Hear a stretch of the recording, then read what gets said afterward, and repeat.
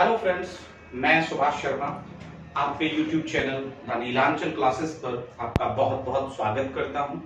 और जैसा कि आप जानते हैं कि हम SSC GD के लिए जो कक्षाएं हैं वो आपको कंटिन्यू यानी कि लगातार उपलब्ध करा रहे हैं। तो आज की जो मैं कक्षा आपके लिए लेकर के आया हूं वो SSC GD पर प्रश्नोत्तरी है, हिंदी विषय से संबंधित। तो चलिए हम आज पहले प्रश्न की ओर चलते हैं। देखिए यहाँ पर जो पहला प्रश्न दिया है वो कह रहा है कि जो हिंदी की मूल उत्पत्ति है वो किससे हुई है। जरा आप समझिएगा, हिंदी की मूल उत्पत्ति किससे हुई है। और उसने जो यहाँ पर ऑप्शंस दिए हैं वो दिए हैं लौकिक संस्कृत, वैदिक संस्कृत, मागधी या सौरसैनी अपभ्रंश। जरा देखिए, उसने कहा लौकिक संस्कृत, ठीक है, दूसरा उसने कहा संस्कृत,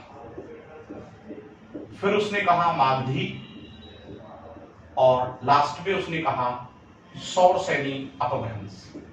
ठीक है, देखिए इसे समझने के लिए हमें बहुत ही ध्यानपूर्वक इस प्रश्न को विश्लेषित करना पड़ेगा। इसमें देखिए लौकिक संस्कृत और संस्कृत हम एक ब्लॉक में रखेंगे, अभी मागधी को अलग रखेंगे और सौरसैनी को अलग रखेंगे। देखिए पहले समझिए, देखिए जो हिंदी की मूल उत्पत्ति है उसे आप समझिएगा कि देखिए सबसे पहले जो ईसा से भी 1500 वर्ष पहले से जो हमारी भाषा बोली जाती रही है वो है संस्कृत। ईसा से 1500 वर्ष पूर्व से बोली जा रही है हमारी संस्कृत। उसके बाद जो हमारी संस्कृत के बाद जो यहाँ पर उसका जो उन्नत रूप हुआ वो क्या कहलाया, हमारा पाली कहलाया।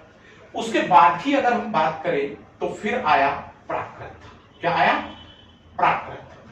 और प्राकृत के बाद की बात करें तो सौरसैनी अपभ्रंश। क्या आया? सौरसैनी अपभ्रंश। जरा ध्यान दीजिएगा, अब जब हम यहां पर सौरसैनी अपभ्रंश की बात कर रहे हैं तो हमें यह देखना पड़ेगा कि ये जो अपभ्रंश था इसमें सभी राज्यों की जो अलग अलग हमारी बोलियां वो सभी इसमें विकसित हुई, सभी आई। तो अब जो सौरसैनी अपभ्रंश है उसमें क्या क्या आया? उसमें आया, देखिए सबसे पहली अगर मैं बात करूं तो जो पश्चिमी हिंदी है वो हमारी सौरसैनी अपभ्रंश में आई। राजस्थानी जो आपकी है वो भी इसी में आई। जो गुजराती है वो भी आपकी इसी में आई। और जो आपकी पहाड़ी है, कौन सी है? पहाड़ी है, जो मध्य पहाड़ी है वो भी आपकी इसी में ही। ठीक है, तो आपको मैं बता दूं कि जो हमारे हिंदी की जो मूल उत्पत्ति हुई वो किससे हुई? आपकी सौरसैनी से। तो जो आपका डी यानी कि जो दय है आपका, ठीक है ना, वो यहां पर बिल्कुल सही है। तो जो डी है, नंबर 4 जो ऑप्शन है वो पहले वाले का बिल्कुल सही है। चलिए हम यहां से आगे बढ़ते हैं और नंबर 2 की बात करते हैं। देखिए नंबर 2 की बात करें तो यहां पर जो उसने कहा है कि जो व्याकरणाचार्य है यानी कि जो ग्रामेरियंस हैं उन्होंने संज्ञा के कितने भेद बताए हैं। देखिए जब हम बात कर रहे हैं यहां पर संज्ञा के भेद की बात कर रहे हैं तो उसने केवल संज्ञा के भेद पूछा है। देखिए ऑप्शंस आपको दिए हैं 5, 6, 4, 7। ऑप्शन दिए 5, 6, 4 और 7। देखिए आपको पता है कि अगर हम उत्पत्ति के अकॉर्डिंग भी देखें तो वो 3 होते हैं, तो 3 यहां नहीं, ठीक है। तो आप जानते हैं कि वो 5 होते हैं और 5 भी कौन कौन से होते हैं मैं बता देता हूं। एक व्यक्तिवाचक संज्ञा है, कौन सा? व्यक्तिवाचक संज्ञा है।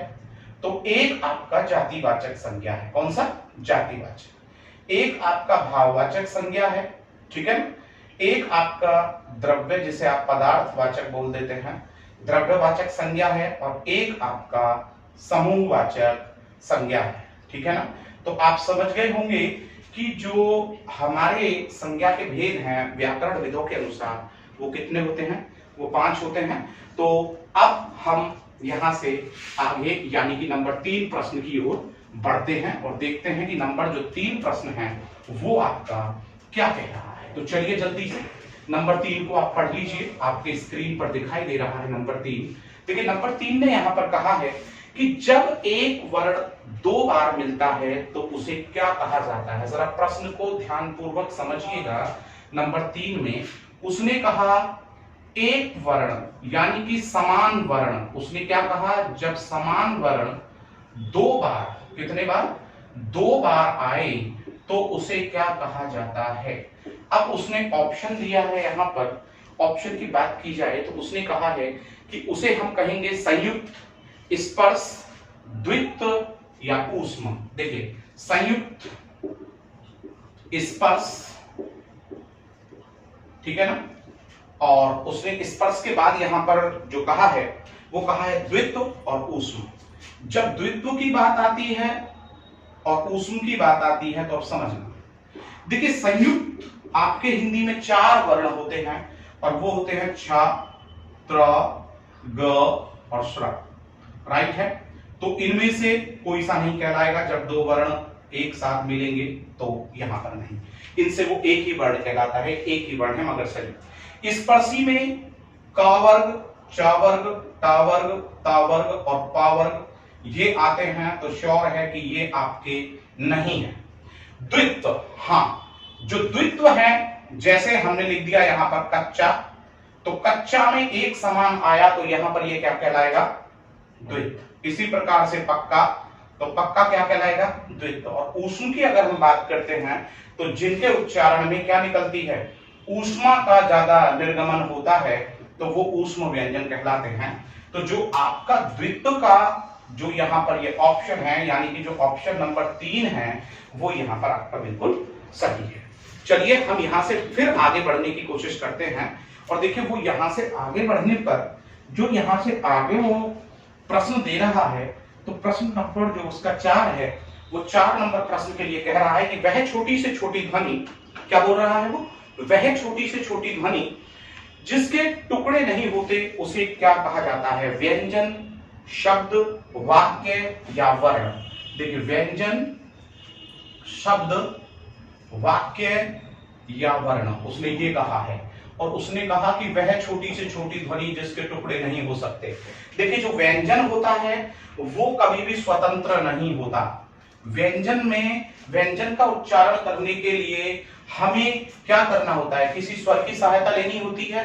लेकिन जब व्यंजन होता है तो क्या वो हमारा स्वर नहीं हो सकता, ठीक है। उसने कहा कि शब्द के भी आप टुकड़े कर सकते हैं, वाक्य के भी आप टुकड़े कर सकते हैं। तो इसके अकॉर्डिंग जो यहां पर आंसर पहला जो सही होगा वो आपका डी, ये ही सही होगा। इसके बाद हम व्यंजन को रख सकते थे, लेकिन व्यंजन होता तो फिर स्वर भी हो सकता था। लेकिन हमें क्या रखना होगा, वर्ण। वर्ण के अंदर व्यंजन भी आता है और स्वर भी। तो हमें यहां पर मूल में जाना है, तो इसलिए इनके अकॉर्डिंग जो यहां पर ऑप्शन है वो डी सही है। देखिए नंबर 5 की हम यहाँ पर बात करते हैं और देखते हैं कि नंबर 5 जो है वो क्या कहते हैं। मात्रा के आधार पर हिंदी स्वरों के 2 प्रकार बताने हैं। मात्राओं के आधार पर हिंदी स्वर के 2 प्रकार। तो देखिए इसमें जो बी ऑप्शन दिया है ना, ह्रस्व तथा दीर्घ, देखिए ये बिल्कुल सही है कि मात्राओं के आधार पर ये दोनों ही प्रकार होते हैं, ह्रस्व तथा दीर्घ। ह्रस्व स्वर 4 होते हैं, दीर्घ स्वर आपके 7 होते हैं। ह्रस्व स्वर में आता है आ, छोटी ई, छोटा ऊ और क्या आता है, रे। जबकि इसमें आता है आ, बड़ी ई, बड़ा ऊ, ए, आई तथा ओ, ये इसमें आते हैं, ठीक है। तो ये आपके साथ हो गए होंगे, ठीक है। 2 4 5, देखिए यहाँ 2 4 5 और ये 6, और यहाँ पर क्या बचा, औ और बच जाता है। क्या बच जाता है, ये अब आप देख ले होंगे कि ये सभी जो है, तो जो हमने प्रश्न यहां पर किया कि मात्रा के आधार पर हिंदी स्वरों के जो प्रकार हैं वो कौन से होते हैं, ह्रस्व और दीर्घ होते हैं, ठीक है। चलिए हम यहां से आगे बढ़ते हैं और नंबर 6 की ओर चलते हैं और देखते हैं कि जो नंबर 6 है वो आपका यहां पर क्या कह रहा है और उसे हम कैसे आसानी से समझेंगे। नंबर 6 यानी कि 6वां जो आपका प्रश्न है उसे हम यहां पर अब देख रहे हैं। तो देखिए वो 6ठे प्रश्न में यहां पर कहता है कि हिंदी वर्णमाला में मूल स्वर कितने हैं। देखिए उसने कहा हिंदी वर्णमाला में मूल स्वर, जरा देखिएगा जो 7वां आपका प्रश्न है, हिंदी वर्णमाला में उसने मूल स्वर पूछा। अगर मूल स्वर की बात आती है तो वो 4 होते हैं और ये होते हैं आपके अ, ई, उ तथा रे। ये जो है हमारे मूल स्वर कहलाते हैं। यदि वो कहता है हिंदी वर्णमाला में स्वरों की संख्या, देखिए जरा समझिएगा, अगर वो दूसरा प्रश्न कर देता हिंदी वर्णमाला में स्वरों की संख्या, तो आप कितने लिखते? 11 लिखते, और वो होते हैं ऐसे अवतक। कितने होते हैं? ऐसे अवतक होते हैं। तो अब मूल स्वर की बात आती है, तो आपको जो इसमें ऑप्शन है वो क्या कहना होगा? नंबर 7 में वो कहना होगा आपको 4 कहना होगा। तो जो आपका बी ऑप्शन है, कौन सा ऑप्शन? जो आपका बी ऑप्शन है वो यहां पर बिल्कुल सही है, वो यहां पर बिल्कुल सही है। चलिए अब हम आगे देखते हैं। नंबर 7 अभी हमने यहां पर देखा, ठीक है। हिंदी वर्णमाला में मूल स्वर कितने हैं हमने नंबर 6 देख लिया है। अब हम यहां से नंबर 7वें को देखते हैं, और जब हम नंबर 7 को यहां पर देख रहे हैं तो देखिए 7वां जो आपका प्रश्न है वो यहां पर आपका कह रहा है, 7वां प्रश्न यहां पर कहता है कि 2 अथवा 2 से अधिक शब्दों से मिलकर बने हुए नए समर्थ या सार्थक शब्द को क्या कहा जाता है? संधि, समास, अव्यय, छंद। देखिए उसने कहा कि क्या उसे संधि कहते हैं, क्या उसे समास कहते हैं, क्या उसे अव्यय कहते हैं, या उसे छंद कहते हैं। जरा पहले आप समझिएगा कि उसने कहा 2 या 2 से अधिक शब्द। देखिए 2 या 2 से अधिक पद, जब आप प्रथम पद प्लस उत्तर पद मिलाते हैं तभी क्या बनता है? समास बनता है। संधि तो 2 वर्णों का मेल है। किसका मेल है? 2 वर्णों का मेल है। तो श्योर है कि यहां पर संधि नहीं हो सकता। अव्यय क्या होता है? अव्यय तो अपने आप में ही टूटने वाला नहीं होता, शब्द का एक टुकड़ा होता है, हटा दे। और छंद क्या होता है? छंद होता है जो गति, यति, तुक, चरण आदि से आबद्ध रचना होती है, उसे क्या कहा जाता है? उसे छंद कहा जाता है। इसलिए ये भी नहीं हो सकता। तो आपका जो ऑप्शन नंबर बी है 7वें में, तो वो यहां पर बिल्कुल सही है। देखिए 8वां, हिंदी दिवस किस तिथि को मनाया जाता है? उसने कहा कि हिंदी दिवस किस तिथि को मनाया जाता है, और उसने जो सबसे पहला यहाँ पर ऑप्शन दिया है वो उसने यहाँ पर दिया है 14 नवंबर। देखिए 14 नवंबर की अगर हम यहाँ पर बात करें तो 14 नवंबर को तो हम बाल दिवस मनाते हैं ना। 14 नवंबर को हम क्या मनाते हैं? बाल दिवस। तो श्योर है कि हम यहाँ पर हिंदी दिवस की बात नहीं करेंगे, और हम इसको यहाँ पर क्या कर देंगे? कट कर देंगे। तो आपका जो पहला ऑप्शन है वो बिल्कुल सही नहीं है। फिर उसने कहा 14 सितंबर। देखिए जब उसने कहा 14 सितंबर, तो 14 सितंबर को हम कौन सा दिवस मनाते हैं? 14 सितंबर की अगर हम बात करें तो हमें मनाना होता है हिंदी दिवस। क्या मनाना होता है? हिंदी दिवस। तो श्योर है कि जो हमारा ऑप्शन बी है वो यहां पर सही होगा।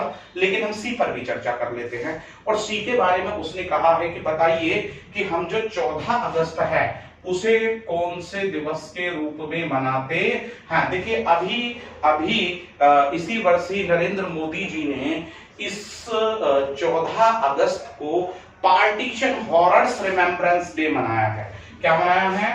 पार्टीशन हॉरर्स रिमेम्बरेंस डे, उन्होंने इसको अनाउंस किया है। पार्टीशन यानी एक भयानक पार्टीशन के रूप में उन्होंने इसे मनाने का कहा है। और देखिए आपका जो डी ऑप्शन है वो कह रहा है 14 दिसंबर को क्या मनाया जाता है। तो जरा आप इसे भी समझ लीजिए कि हम 14 दिसंबर को जो मनाते हैं वो मनाते हैं राष्ट्रीय ऊर्जा संरक्षण दिवस। क्या मनाते हैं? राष्ट्रीय ऊर्जा संरक्षण दिवस। तो आप समझ गए होंगे कि इसका जो ऑप्शन 14 सितंबर है यानी कि बी वो सही क्यों है। तो हम 8वें प्रश्न को यहां पर सही से समझ पाए हैं, और 8वें का हमने सही से जवाब दे दिया है, और इसके जितने भी अन्य और ऑप्शंस थे हमने उनको भी सही से समझा और उनका जवाब दिया। चलिए अब हम यहां से और आगे बढ़ने की कोशिश करते हैं, और जब हम यहां से आगे बढ़ रहे हैं तो प्रश्न नंबर 9 की ओर चल रहे हैं। और प्रश्न नंबर 9 जो आपका है वो क्या कह रहा है उसको आपको समझना पड़ेगा। देखिए जो प्रश्न नंबर 9 है आपका वो कह रहा है जिन वर्णों के उच्चारण करते समय दूसरे वर्णों की सहायता की आवश्यकता नहीं होती उन्हें क्या कहा जाता है? देखिए मैं अभी इस पर चर्चा कर रहा था नंबर 9 पर, जिन वर्णों का उच्चारण करते समय अन्य वर्णों की सहायता की आवश्यकता नहीं पड़ती। देखिए हिंदी वर्णमाला में एक स्वर वर्ण होते हैं और एक व्यंजन वर्ण होते हैं। स्वर वर्ण अपने आप में स्वतंत्र होते हैं, उनका उच्चारण करते समय अन्य किसी वर्ण की आवश्यकता नहीं होती है, जबकि व्यंजन वर्ण का उच्चारण करते समय अन्य स्वर वर्णों की आवश्यकता होती है और उसमें मुख्यतः ए वर्ण होता है। याद रखिएगा, जब हम व्यंजन वर्ण का उच्चारण करते हैं तो उसमें मुख्यतः ए वर्ण की आवश्यकता होती है, अर्थात व्यंजन अस्वतंत्र होते हैं और स्वर स्वतंत्र होते हैं। तो जो आपका यहाँ पर ऑप्शन दिया है व्यंजन, केवल दीर्घ स्वर, स्वर या शब्द, तो इसमें जो आपका ऑप्शन है ना स्वर, वो ही सही है, यानी कि जो सी ऑप्शन है आपका वो सही है। ठीक है, चलिए हम नंबर 10 की बात करते हैं और नंबर 10 की जब हम बात कर रहे हैं, वो कहता है निम्नलिखित में से कौन सी भाषा संस्कृत भाषा की अपभ्रंश है? निम्नलिखित में से कौन सी भाषा है जो संस्कृत के टूटने से बनी है? तो संस्कृत के टूटने से मैंने अभी पहले ही प्रश्न में आपको क्रम बताया था कि संस्कृत के बाद जो आई वो पाली आई, और पाली के बाद आई प्राकृत, और प्राकृत के बाद जो आगे आई वो आई सौरसैनी अपभ्रंश, उसके बाद आई हिंदी। ठीक है ना, सौरसैनी अपभ्रंश यहां पर आया, ठीक है ना, सौरसैनी, ठीक है ना, और इसके बाद क्या आया यहाँ पर, यहाँ आई हिंदी। तो उसका प्रश्न तो बहुत आसान सा है और उसने प्रश्न के रूप में कहा है ये बताओ कि संस्कृत के टूटने से कौन सी भाषा बनी? तो संस्कृत के टूटने से जो बनी वो बनी आपकी पाली। देखिए खड़ी बोली, ब्रज, अवधी, ये कोई है ही नहीं, ये तो बोलियां हैं आपकी यहाँ पर। उसने कहा संस्कृत की अपभ्रंश, तो आपका जो बी ऑप्शन है इसमें 10 वो बिल्कुल सही है। देखिए अब हम यहां से आगे बढ़ते हैं और नंबर 11 की हम यहां पर बात करते हैं। अब जब हम 11वें प्रश्न की यहां पर बात कर रहे हैं तो देखिए जो 11वां प्रश्न है वो आपकी स्क्रीन पर है और वो आपसे कह रहा है कि निम्नलिखित में से कौन सी बोली अथवा भाषा हिंदी के अंतर्गत नहीं आती है? कौन सी बोली अथवा भाषा हिंदी के अंतर्गत नहीं आती है? प्रिय दोस्तों इसमें कहा है कन्नौजी, बांगरू, अवधी। देखिए फिर से देखिएगा, कन्नौजी, बांगरू, अवधी, देखिए ये सब हिंदी के ही अंतर्गत आती है, कन्नौजी, बांगरू, अवधी, ठीक है ना, कन्नौज में बोली जा रही है, अवध में बोली जा रही है, तो आप इन्हें समझ रहे होंगे कि कन्नौजी, बांगरी, अवधू ये सब हिंदी की ही है, हिंदी की बोलियां हैं, ठीक है ना। तो यहां तो सही है, लेकिन एक उसने बोला तेलुगु। आपको पता है कि तेलुगु कहां बोली जाती है? तेलुगु बोली जाती है आंध्र प्रदेश में। किसमें बोली जाती है? आंध्र प्रदेश में। और तेलुगु जो बोली जाती है वो एक अलग भाषा है आपकी, ठीक है ना। तो आंध्र प्रदेश में जो तेलुगु बोली जा रही है, अर्थात जो डी ऑप्शन है आपका, वो आपकी हिंदी की भाषा नहीं है। अगर यहाँ मलयालम भी होता तो वो केरला की भाषा है, तो वो भी इसमें नहीं होना चाहिए था कि वो हिंदी की है। यदि कन्नड़ा बोला जाता तो वो भी नहीं होता क्योंकि वो तमिलनाडु की है। तो आप समझ गए होंगे यहाँ पर कि ये इसलिए अलग है क्योंकि ये हिंदी भाषा के अंतर्गत नहीं आती है। हम बात कर रहे हैं यहां से आगे बढ़कर के, और यहां से जब हम आगे बढ़ रहे हैं तो हमारे सामने प्रश्न नंबर 12 कह रहा है भारत में हिंदी को आप किस वर्ग में रखेंगे? देखिए भारत में हिंदी को आप किस वर्ग में रखेंगे? देखिए आप यहां पर देखिएगा कि जो हमारा अध्याय 1 भाग 17 संविधान का अध्याय 1, दोबारा से समझिएगा, संविधान का अध्याय कौन सा है? 1, और उसमें भी उसका भाग कौन सा है? 17। तो उसमें अनुच्छेद जो 343 का पहला दिया है, 343 का फर्स्ट, उसमें कहा गया है कि जो हिंदी है वो भारत की क्या होगी? वो हिंदी भारत की क्या होगी? राजभाषा होगी। क्या होगी? राजभाषा होगी। तो जो आपका ऑप्शन ए है ना वो बिल्कुल यहां पर सही है। मैंने थोड़ा आपको और ज्यादा डिटेल्स में बता दिया है कि भारतवर्ष में हिंदी को राजभाषा माना गया है, लेकिन अध्याय 1 भाग 17 उसका जो अनुच्छेद 343 का भाग 1 है उसके अंतर्गत इसको इसमें रखा गया है। चलिए हम यहां से प्रश्न नंबर 13 की ओर चलते हैं और देखते हैं कि प्रश्न नंबर 13 जो है वो आपका क्या कह रहा है। तो प्रश्न नंबर 13 की यदि हम बात करें, निम्नलिखित में से कौन सी भाषा देवनागरी लिपि में लिखी जाती है। देखिए गुजराती गुजरात में बोली जाती है, एक अलग भाषा हो गई। उड़िया जो है वो उड़ीसा में बोली जाती है, वो भी बिल्कुल एक अलग भाषा हो गई। ये दोनों ही भाषाएं हिंदी के अंतर्गत नहीं आती। तीसरी है मराठी और सिंधी। देखिए सिंधी सिंध में बोली जाती है, तो यहाँ पर जो मराठी है वो बिल्कुल सही है तीसरा। तो जो 13वां आपका प्रश्न है उसमें जो मराठी ऑप्शन दिया है, क्या दिया है, मराठी, यानी कि जो सी ऑप्शन है वो आपका कैसा है, बिल्कुल सही है। तो 13वें का सी ऑप्शन आप अपने माइंड में रखेंगे कि वो बिल्कुल यहां पर सही है। चलिए हम यहां से आगे बढ़ते हैं नंबर 14 की ओर। लेकिन पुनः बता देना चाहता हूं कि जो स्टूडेंट अभी ध्यानपूर्वक इस कक्षा को नहीं देख रहे हैं और एसएससी जीडी को इजी वे में लेकर के जा रहे हैं, वो जल्दी से इसे ध्यानपूर्वक देखना शुरू कर दें, क्योंकि जो समय है वो आपके पास बहुत कम है और जीतेगा वो जो लगातार मेहनत करेगा। ठीक है, तो हम नंबर 14 की बात कर रहे हैं। नंबर 14 आपसे कह रहा है स्थान के आधार पर बताइए कि मूर्धन्य व्यंजन कौन सा है। स्थान के आधार पर उसने पूछा है, और क्या पूछा है, मूर्धन्य व्यंजन। देखिए जब मैं अन्य और सभी के लिए यूपी ट्रिपल एससी वगैरह के लिए जब हिंदी की मैं विषय डाल रहा था, तो वो देखिएगा कि वो क्या कह रहे थे। तो देखिए उसने कहा कि मूर्धन्य व्यंजन कौन सा है। तो देखिए जरा समझिएगा यहाँ पर कि मूर्धन्य व्यंजन की अगर हम बात करें तो उसने दिया है गैग है, डेड है, जैज है, पेप है, इस तरीके से। तो देखिए मैंने तो ये बताया था आपको कि देखिए इस तरीके से आप याद रखें, ये तो कंठ हो जाता है, याद है आपको वो ट्रिक, और ये क्या हो जाता है, तालव्य हो जाता है, और ये इसके बाद हो जाता है मूर्धा यानी कि मूर्धन्य, और आगे की अगर हम बात करें तो ये हो जाता है आपका दंत्य, और एक बचता है आपका यहाँ पर ओष्ठ है।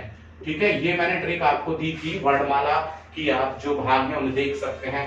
कंठ में क वर्ग, तालव्य में च वर्ग, कौन सा वर्ग, च, और मूर्धा में ट वर्ग, और दंत में त वर्ग, और ओष्ठ में प वर्ग आता है। अब आप देख लीजिए कि इसमें ट वर्ग के कौन कौन से अक्षर दिए गए हैं। तो ट वर्ग के जो डाढ़ा है वो उसमें दिया है डाढ़ा, तो जो सी ऑप्शन है आपका वो यहां पर बिल्कुल सही है। तो आप समझ गए होंगे कि ये जो ऑप्शन है आपका नंबर 14 का सी, ये यहां पर बिल्कुल सही है। चलिए हम यहां से आगे बढ़ते हैं, और आगे बढ़ते हैं तो नंबर 15 को देखते हैं कि नंबर 15 जो प्रश्न है वो क्या कह रहा है। हिंदी वर्णमाला में अयोगवाह वर्ण कौन सा होता है। हिंदी वर्णमाला में अयोगवाह, देखिए मैंने कहा था कि हिंदी वर्णमाला में अयोगवाह क्या होता है, स्वर और व्यंजन के जो बीच की कड़ी है उसे कहा जाता है अयोगवाह। ठीक है, और आपको पता है कि स्वर जो होते हैं वो 11 होते हैं, और वो होते हैं ऐसे औ तक। ठीक है, और यहां पर जब हम चलते हैं तो व्यंजन को हम लेकर के चलते हैं 33, और ये कैसे शुरू हो जाते हैं। तो अयोगवाह में आता है आपका अंग तथा आहा। ठीक है ना, तो इसमें आप ऑप्शन देखिए कि अंग तथा आहा जो दिया है वो किस ऑप्शन में आपका दिया है। तो हिंदी वर्णमाला में अयोगवाह जो दिया है वो आपके डी ऑप्शन में दिया है। तो 15वें का जो डी ऑप्शन है वो आपका यहाँ पर सही है। चलिए हम नंबर 16 की बात करते हैं, नंबर 16 की हम यहाँ पर बात करते हैं, और देखते हैं कि नंबर जो 16 प्रश्न है वो आपका क्या कह रहा है, और उसके जो ऑप्शन है वो हम किस तरीके से सही यहां पर कर सकते हैं। तो देखिए यहां पर जो 16वां प्रश्न है वो कह रहा है भारतीय संविधान के किस अनुच्छेद में राजभाषा संबंधी प्रावधानों का उल्लेख है। तो देखिए भाषा में जो 343 से 351 तक के जो अनुच्छेद हैं उसमें ही राजभाषा संबंधी प्रावधान है। किसके, राजभाषा संबंधी जो प्रावधान दिए गए हैं सबके सब वो किसमें दिए हैं, वो दिए हैं 343 से 351 तक के में। तो आपका जो ऑप्शन है 16वें का वो आप देखिए कि वो कौन सा है, वो आपका जो ए ऑप्शन है उसमें आपको दिया गया है। चलिए हम यहां से आगे बढ़ते हैं और नंबर 17वें प्रश्न की बात करते हैं। भाषा के आधार पर भारतीय राज्यों की पुनः संरचना, बड़ा आसान सा है। भाषा के आधार पर भारतीय राज्यों की जो पुनः संरचना है वो कब की गई थी। अरे भाई वो की गई थी 1956 से। कब से की गई थी, 1956 ईस्वी से, ठीक है ना। तो 17वें का जो आपका ऑप्शन नंबर डी दिया है वो यहां पर बिल्कुल सही है, ठीक है ना। तो 17वीं का डी याद रखिएगा। 18वां वो प्रश्न बिल्कुल ऐसे ही आएगा। 18वां भी प्रश्न आपका बहुत अच्छा है। भाषाई आधार पर सर्वप्रथम किस राज्य का गठन हुआ? तो 1 नवंबर 1956, मैं बता देता हूं आपको, 1 नवंबर, ठीक है ना, 1956 को आंध्र प्रदेश राज्य का सबसे पहले भाषाई आधार पर क्या किया गया? गठन किया गया। तो आंसर आपका क्या बनता है 18वें का? आंध्र प्रदेश यहां पर बनता है। तो आपको जो यहां पर ऑप्शन लेना है वो कौन सा लेना है? डी लेना है, 18वें का, ठीक है। अब हम यहां से आगे 19वें की तरफ चलते हैं। तो प्रिय दोस्तों, जल्दी से आप 19वां जो प्रश्न है उसे पढ़ लीजिए और मुझे बताइए, क्योंकि वर्षा ऋतु चल रही है और वर्षा ऋतु में जो उमस है वो हमें भी परेशानी दे रही है और हम नहीं चाहते कि आपको किसी भी तरीके का व्यवधान हो। हम ये चाहते हैं कि हमारी पूरी मेहनत करने के बाद यदि आपको प्रभु मालिक सफलता देता है तो बहुत अच्छी बात है, कहीं ना कहीं हमें भी उसका खुशी मिलेगी। तो अब जो हम यहाँ पर बात कर रहे हैं वो यहाँ पर आपको हम बताने जा रहे हैं। जो प्रश्न नंबर है आपका कौन सा? 19वां। तो 19वां जो प्रश्न है वो आपके लिए क्या लेकर के आया है उसे हमें यहां पर समझना पड़ेगा, ठीक है।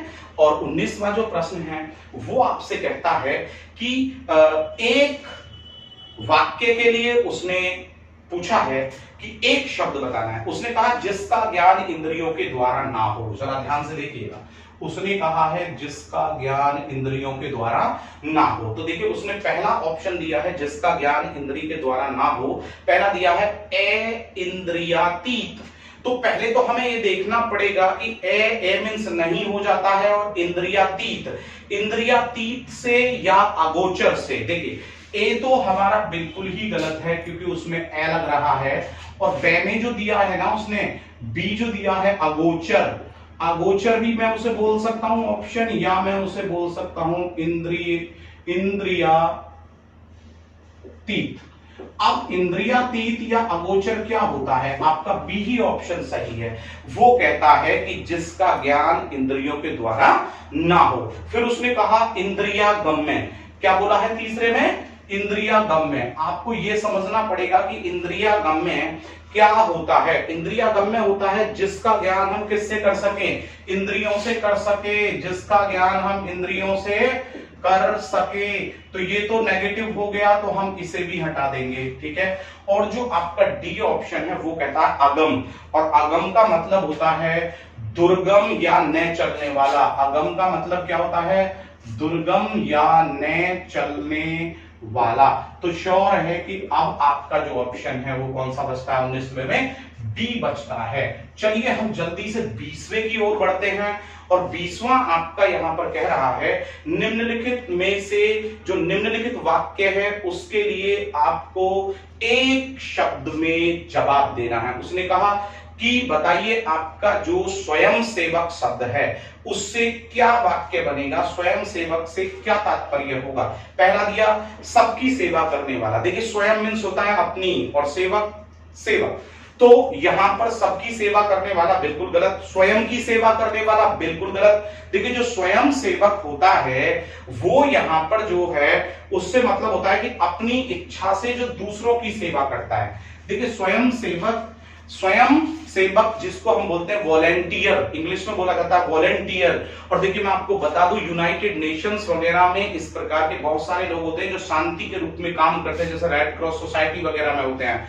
तो स्वयं सेवक का मतलब होता है स्वयं की इच्छा से दूसरों की सहायता करने वाला। तो श्योर है कि जो 20वां है 20वें में जो आपका बी ऑप्शन है यानी कि स्वयं की इच्छा से दूसरों की सेवा करने वाला, वो क्या कहलाता है यहां पर? वो स्वयं सेवक। चलिए 21वां जल्दी से चलते हैं। किलक अरे मैं नेह निहारू इन दांतों पर मोती वारू।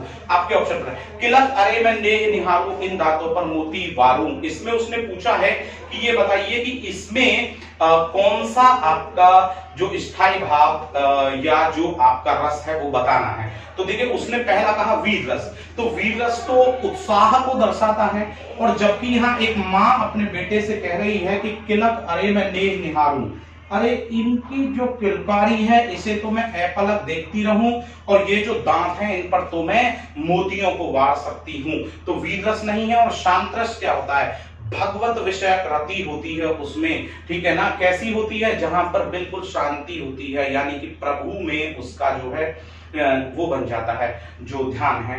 तो यहां पर शांत नहीं होगा। वात्सल्य, हाँ वात्सल्य जो होता है उसमें ममत्व होता है, वात्सल्यपन होता है, तो ममत्व होता है। और तीसरा डी दिया है हास्य, तो हास्य भी नहीं होगा। तो इसका क्या बनेगा, वात्सल्य बनेगा। किलक अरे मैं नेह निहारूं, इन दांतों पर होती वारू। तो श्योर है कि माँ और बच्चे के बारे में ये बात है। माँ कह रही है यहाँ पर कौशल्या, या माँ कह रही है यहाँ पर हम कहते हैं यशोधरा कृष्ण को या राम को, कि इसकी किलकारी पर तो मैं मोती भी वार सकती हूँ, और इसकी किलकारी को मैं अपलक देख करती रहूं। किलक अरे मैं नेह निहारूं, इसकी जो किलकारी है उसे मैं अपलक देखती रहूं, और इनके जो दांत दिखाई दे रहे हैं उन पर तो मैं मोतियों को वार सकती हूं। तो वात्सल्य रस है। अब हम 22वें की बात करें। मेरे तो गिरधर गोपाल दूसरो ना कोई रे, जाके सरमोर मुकुट मेरो पति सोई रे। देखिए मीराबाई का वर्णन है और ये श्री कृष्ण के लिए है। मीराबाई कह रही हैं कि मेरे तो गिरधर गोपाल, जो गिर को धारण करने वाले हैं श्री कृष्ण, वो तो मेरे हैं, मेरे तो गिरधर गोपाल, और दूसरा उसके सिवा मेरा संसार में कोई नहीं है। और फिर उन्होंने कहा जाके सर मोर मुकुट सोए मेरो पति सोई रे। तो उन्होंने भक्ति के रूप में उनको पति के रूप में स्वीकार किया है। तो यहां पर जो उनको कहा कि जाके सर मोर मुकुट सोए, तो उन्होंने वहां पर क्या दिखाया, श्रृंगार दिखाया। तो शांत है नहीं, यहां पर देखेंगे जरा ध्यान दीजिएगा, शांत रस बिल्कुल नहीं है, ठीक है। दूसरा उन्होंने कहा श्रृंगार रस, हाँ श्रृंगार को दिखाया है। और देखिए कहा करुण रस, कोई इसमें दुख की बात नहीं है। और एक कहा हास्य, कोई हंसी की इसमें बात नहीं है। तो श्योर है कि जो 22वें का बी है यहाँ पर, और उसने जो कहा है कि ये श्रृंगार रस है, तो बिल्कुल ये यहाँ पर कौन सा है, श्रृंगार रस है 22वें में, ठीक है। चलिए हम 23वें की बात करते हैं और देखते हैं कि 23वां जो प्रश्न है वो आपका क्या कह रहा है। कुंडलिया 6 चरण वाले छंद को कहते हैं। बिल्कुल सही बात है कि 6 चरण होते हैं, 2 3 4 5 6, इस प्रकार से 6 चरण वाले छंद को हम कुंडलिया कहते हैं। और उसने कहा है कि बताइए कि इसमें कितनी मात्राएं होती हैं। अरे प्रत्येक में 24 मात्राएं होती हैं। कितनी होती है प्रत्येक में, 24। मैं इससे भी आगे थोड़ा बता देता हूं। इसके प्रथम जो 2 चरण होते हैं वो किसके होते हैं, दोहा के होते हैं। और जो अंत के यहाँ पर 2 चरण होते हैं वो किसके होते हैं, रोला के होते हैं। याद रखिएगा इसके प्रथम चरण में इसका जो भी हमारा प्रत्येक चरण होता है, प्रत्येक चरण, ठीक है ना, उसमें कितनी मात्राएं होती हैं, 24 मात्राएं। उसने ये कहा है बताओ फिर 11 किसमें, 13 किसमें, 16 किसमें, 11 13 16 और 24, ये ऑप्शन दिए। देखिए 11 सोरठा में भी होती हैं और दोहा में भी होती हैं। सोरठा की अगर हम बात करें तो सोरठा ये कहता है, दोहे की बात करें तो दोहा ये कहता है, चौपाई की बात करें तो चौपाई 16 कहती है, और ये 24 जो मात्राएं होती हैं उसने सीधा कहा है कि भाई किसमें होती है, कुंडलिया में होती हैं, ठीक है ना। अब 6 चरण का, अगर 4 चरण का होता तो ये रोला कहला दिया जाता, ठीक है। चलिए तो मित्रों हम अब सेकंड लास्ट क्वेश्चन की ओर आ गए हैं बहुत तेजी से चलते हुए। और यहाँ पर जो 24वां प्रश्न है वो कह रहा है कि ये बताइए कि जो सितारे हिंद है वो किस कवि का नाम है।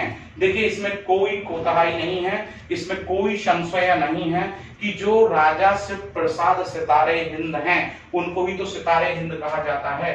तो 24 में जो सी ऑप्शन है आपका कि राजा शिव प्रसाद सितारे हिंद, उनको क्या बोला गया है, उन्हीं को ही तो बोला गया है। आपका क्या बोला गया है, उनको बोला गया है सितारे हिंद, शिव प्रसाद जी को, ठीक है। अब हम यहां से आज का अंतिम प्रश्न यहां पर उठा लेते हैं, यानी कि 25वां प्रश्न जो है वो हम देख रहे हैं अब आपकी स्क्रीन पर। और जो यहाँ पर वो आपकी स्क्रीन पर दिया गया है वो कह रहा है कि बरसात में मच्छरों के कारण रात को सोना कठिन हो जाता है, बताइए कौन सा है। तो हमने कहा बरसात में मच्छरों के कारण, रात में सोना कठिन हो जाता है। देखिए यहाँ पर वाक्य देखिएगा, सरल वाक्य कहता है जिसमें एक कर्ता हो, क्रिया हो, पूर्ण अर्थ हो। मिश्रित वाक्य कहता है कि एक प्रधान उपवाक्य होना चाहिए और एक आश्रित वाक्य होना चाहिए। और संयुक्त वाक्य कहता है कि कम से कम 2 सरल वाक्य हों और एक समुच्चय बोधक अव्यय से वो जुड़े होने चाहिए, यानी कंजक्शन से जुड़े होने चाहिए। तो यहाँ पर उसने कहा बरसात के कारण, बरसात में मच्छरों के कारण क्या होता है, रात में सोना कठिन होता है। तो 2 वाक्य देखेगा, एक तो बोला उसने बरसात में मच्छरों के कारण। तो देखिए जब उसने बोला बरसात में मच्छरों के कारण और दूसरा उसने बोला रात में सोना कठिन होता है, तो देखिए यहां पर ये जो है ये क्या है, प्रधान उपवाक्य है कि नहीं है, प्रधान उपवाक्य है और ये क्या है, आश्रित वाक्य है। तो उसने यहां पर कहा है कि बरसात में मच्छरों के कारण। तो प्रश्न बनता है कि क्या होता है, तो उसका जवाब मिलता है कि रात में सोना कठिन होता है। तो मिश्रित वाक्य में यदि, अगर, मगर इस प्रकार के शब्द मिलते हैं और एक प्रश्न जो प्रधान उपवाक्य होता है वो छोड़ता है। जैसे यदि मैं आपकी जगह होता, तो प्रश्न बनता तो क्या होता, तो मैं दिल्ली जाता। तो यहां पर आपने देखा कि आश्रित और ये प्रधान। तो रात में मच्छरों के कारण और क्या होता है, सोना कठिन होता है। तो श्योर है कि ये जो वाक्य है आपका वो क्या है, ये मिश्रित वाक्य यहां पर बनेगा। और जब ये मिश्रित वाक्य बनेगा तो जो आपका बी ऑप्शन है मिश्र वाक्य, वो यहां पर बिल्कुल सही है। तो प्रिय विद्यार्थियों, दोस्तों, कंप्यूटर्स, आप सभी ने इस कक्षा को बहुत अच्छे से देखा होगा। जल्द ही पुनः आपके सामने में एक नई कक्षा लेकर के उपस्थित होऊंगा। तब तक जुड़े रहिए आप नीलांचल क्लासेस अपने YouTube चैनल के साथ, ताकि जल्द से जल्द आपको सरकारी नौकरी मिले। धन्यवाद।